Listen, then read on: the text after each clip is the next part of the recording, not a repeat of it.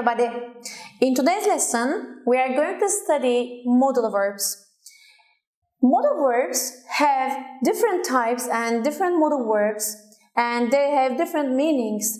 So you can see many variations and you can see many modal verbs, but we should learn step by step in order to learn them quickly, in order to speak them quickly. That's why for today, I have chosen for you obligations, prohibitions, and lack of necessity. Let's start with obligations. Obligations means obligation, you have something, you have an action, and this action is necessary, very necessary for you. So, for obligation, you have no choice. Some other people want you to do it. So, for yourself, for obligation, you can choose must. Must is used for all subjects. For example, what is necessary for you? Brushing teeth. So, you brush your teeth every morning, every night before sleeping. So this is very necessary for you. This is very important for you. So you can say, I must brush my teeth. My teeth. This is important action. I have this action and this action is very necessary for me. So you feel yourself it is high necessity. So I must brush my teeth. You must wake up early. For example, you have a job and every morning you start at 8 o'clock. So, what is necessary? At home, around 6 or 7, you must wake up. Otherwise, what happens? You are late. You become late. So, you must wake up. Or, let's talk about he, because the subjects are not important here. It can be singular, plural, or it can be I. So, for all subjects, we are putting must. And after that, we are putting verb 1, which means present form. So I understand this person must do this action. This action is important and necessary for this person. He must go home before his father. For example, his father has a rule and his father is angry if he goes late, if the boy becomes late home, and after his father, it is a problem for his father. So what does he think? What can we say for this person? So what is the rule of the family? He must go home before his father. Otherwise, it becomes a problem. He must go. So, the person must do this action. Let's see with another example. She must help her mother for cleaning.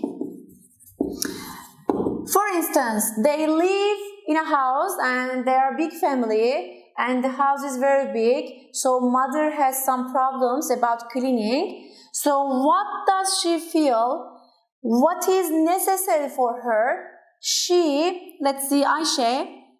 So Ayşe must help her mother. So this action is necessary for her. In these sentences, after all kind of subject, you are putting must.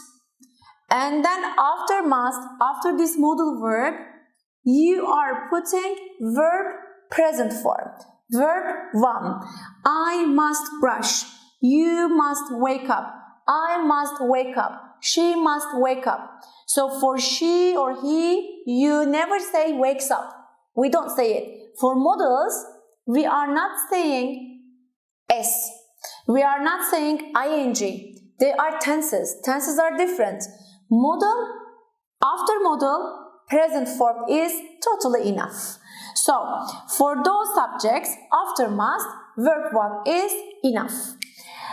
For talking about obligations, sometimes those kind of rules come from other people. Maybe government, maybe manager.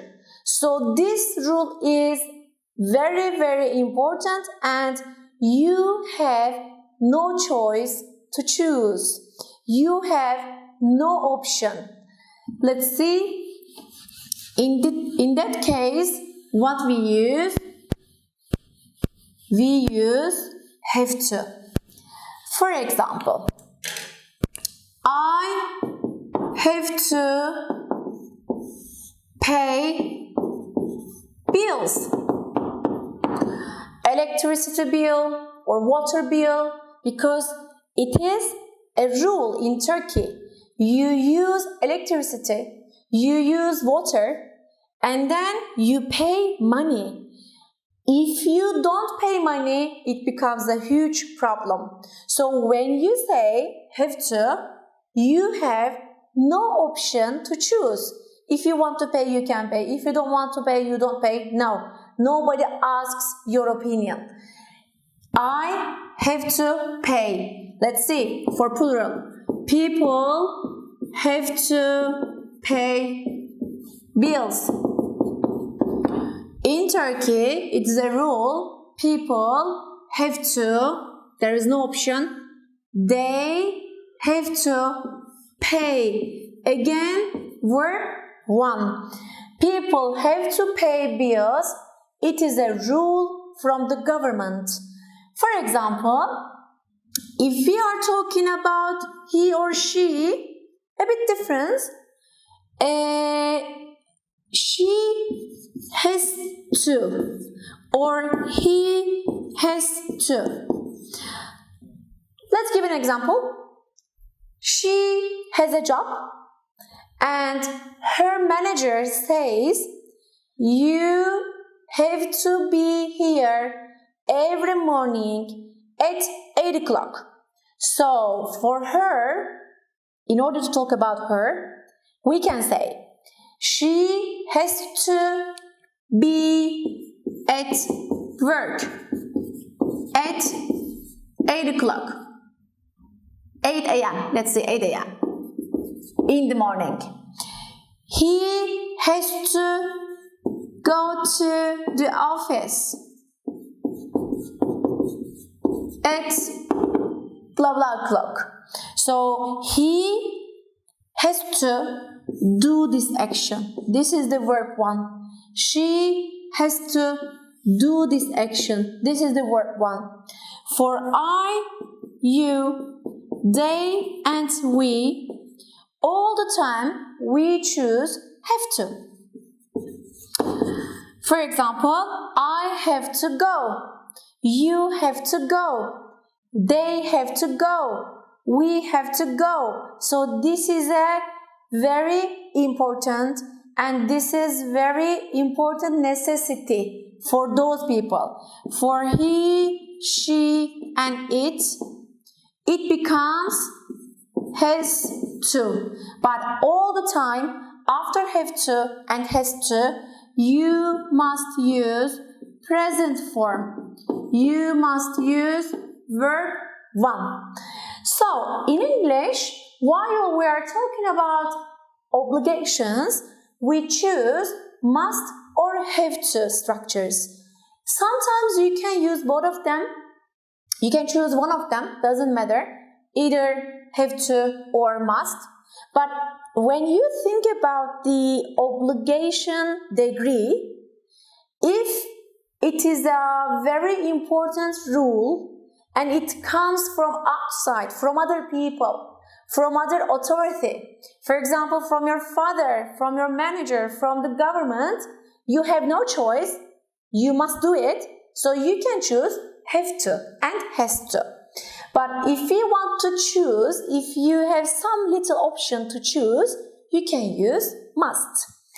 In order to talk about prohibitions, we use mustn't. Let's see some examples about mustn't and why do we use and how do we use. I'll give you some examples and then you will understand clearly. Mustn't, prohibitions. Prohibition means it is forbidden. It is prohibited. It is very bad. It is a big problem when you do it. So, for mustn't, it is the long form, especially in writing section you are using it, but for speaking you can use mustn't. So must, not, or contracted form mustn't. He mustn't tell a lie to his family. You understand? This action is very bad for him. It is not wanted. It is not good. It is not fine. It is not beautiful. So it is a big problem for him if he tells a lie. So I'm criticizing him. I say all the time I see him, he is telling a lie and he doesn't tell the truth, but I say no, this is wrong. He mustn't tell lies. Or you mustn't take a photo where, maybe you can guess, in military zones. So if you take a photo in a military area, in military zones, it is a big problem for you. They take you, they catch you. Policemen come and they take you. So you mustn't do this action. What is the action? Taking photo. After mustn't, again, verb 1. This is the present form. For prohibitions, when you use mustn't, for all subjects, singular or plural, doesn't matter. For all subjects, after subject, you put mustn't and then you put verb 1. For lack of necessity, it's a bit different. Let's see with an example. And then we can understand the differences and we can see how it is different. For lack of necessities, we choose don't have to or doesn't have to. You can guess. For he, she, it, we must use doesn't have to. For I, you, we and they, we use don't have to. When I make this sentence, the other people, the other person understands I have option. If I want, I do it. If I don't want to do it, I don't do it. Nobody tells me anything. Nobody makes me problem. So I don't have to. So this is the model. I don't have to wake up early on Sundays. So I understand from this sentence because it is my off day. I don't work on Sundays. So in the morning, around 7 o'clock, I don't have to wake up. If I want, okay, I can wake up. I can go to the sport, I can have breakfast, I can do something. But if I want to sleep until 1 p.m., if I want to sleep until 11 a.m., I can sleep. Nobody tells me anything. So I can choose this option. I feel that it is not necessary. So lack of necessity means no necessity. For I, you, we and they, we use don't have to, but when it comes to she or he, I choose doesn't have to. For instance, tomorrow, Ayşe, let's see Ayşe again. Ayşe doesn't work tomorrow. So tomorrow morning, she doesn't have to wake up early. She can sleep because she doesn't go to work tomorrow. She is free. She can choose.